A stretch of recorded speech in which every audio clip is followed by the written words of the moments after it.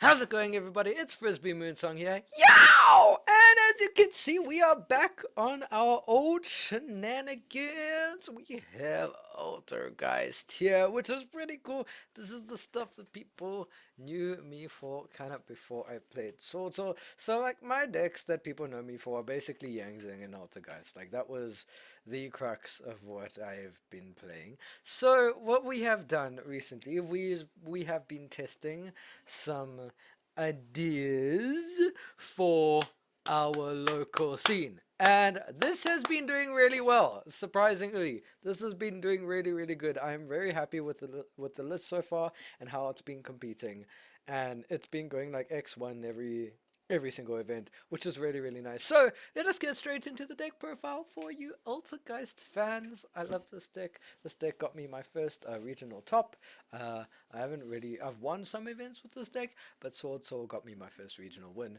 So like worms have always been my favorite, but this will always have a special place in my heart. They are like my top two, I would say.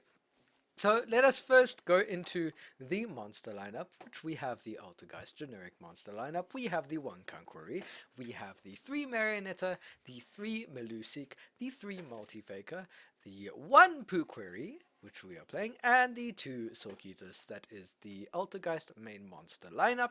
And then for our hand traps, we are playing 3 Ash and 1 Effect Veiler. If you would like, you can play a 3rd Effect Veiler or a Ghost Mona and Moon Chill. However, instead I am playing the 1 Called by the Grave because I feel like Called by the Grave is very strong right now, and it's at 1 for a reason.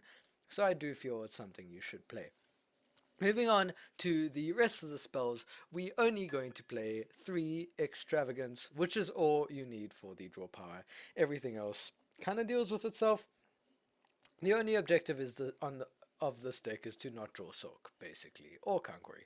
That's like the only kind of downside, is if you draw these, kind of doesn't bring you to too much, but the rest is cool. So for the traps, we have 1 Altergeist Manifestation, 2 Altergeist Protocol, because this card is insane.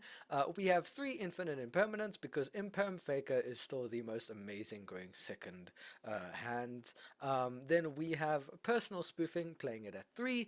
We have 2 Rivalry of the Warlords, which is also really good right now. Some people underestimate it. Yes, Fluanderies, it doesn't do anything. Sword Soul, it can kind of do stuff, but they still stick to worms, but you can play around that. But Rivalry of the Warlords is still really good currently, and you can literally side it out as well if need be, depending on the matchup. So then we also have 3 Solemn Strikes over here, 1, 2, 3, as you can see. And beforehand, we were playing 3 Solemn Judgments, but that has been taken out. We are now playing 1 Solemn Warning, which is basically like a 4th strike, and Solemn Warning is really good right now for the Altergeist deck because a lot of monster effects are using effects to special summon, and there's things like Fusion Destiny, which DPE is obviously very strong against this deck, so we are trying to stop the Fusion Destinies, and we are paying a little bit less for it. It also stops a really strong normal summon, which is really good. So this card is actually really better in the main deck than Solemn Judgment, I would say. Then we have 3 Torrential Tribute, because Torrential Tribute is still insanely good. Then moving on to the extra deck, we have the 1 Celine for the summoning back, and Celine's just really good in any spellcaster deck. For the link ones, we have 1 Salamangreat Omirage, 1 Anima, 1 Link Karibo. Those are all our link ones that we need. I play 1 of each. It doesn't matter, whichever one you get to link summon into with the Melusik. Either one is fine, but this is obviously for stealing cards, and this is obviously for protecting yourself. But sometimes you might need to go into Almirage. Now moving on to the link 2s, we have a Nightmare Phoenix. We obviously have the 3 Hextia. We have the 1 Akashic Magician, because this is really good for bouncing non-targeting monsters if they place them in the wrong column. It's really good. Also nice to go into if you don't have a link 2, if you accidentally banish all your Hextias, which can happen. And then we have the 1 Dark, the Dark Charmer Gloomy, which is actually really good right now as well. So there's something to pick up and play. And then for our link 3s, we have the Altergeist Prime Banshee, which is a must-have right now, where before it was optional, now I think it's really good.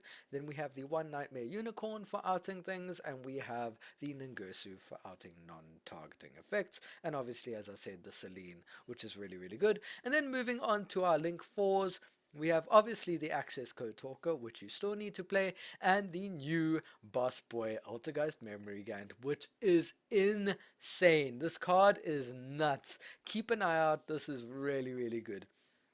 So this is obviously the extra deck. You can see is really quite compact. I mean, you can probably take out some of these links if you want less exploration, I guess, and then go straight for the another memory Ganta Prime Banshee so you don't banish them, but that is up to you.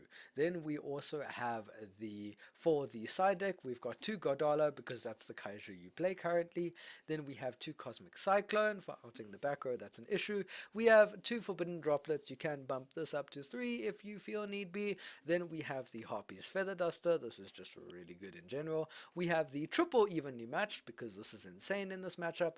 We have 3 Solemn Judgments, which you would side in for going first, because obviously people will side in a lot of back row hate for you. And then you have 2 Nibiru, the Primal Being, just for outing some of those really strong boards, because Nibiru is still really good in this format as long as it's paired with another hand trap. Yes, it does cancel out Faker, but sometimes you don't always have the Faker in hand, so it's still pretty good, and I think it's worth really playing. So yeah, that's the deck that we have built so far. It's been doing really, really well. I can show you a couple duels in due time. Let me know in the comments what you would like, and please don't forget about the competition that is out. And guys, thank you so much. We are getting so far. We are at 239 subscribers at the point of this video, and we are hoping to get a lot more. We want to at least get to 300 before halfway through the year, so let's see if we can do that. We are hoping to get monetized this year, so maybe to 1,000. Hopefully, we just need to get one big video.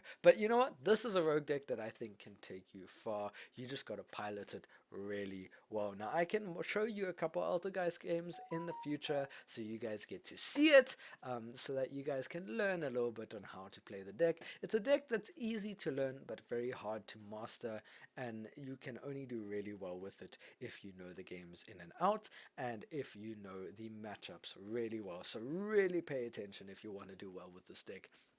And honestly, it can take you far. So thank you so much, guys, for watching this video. And from me, Frisby Moonsong, I'll see you guys in the next one. Cheers, guys. Yow!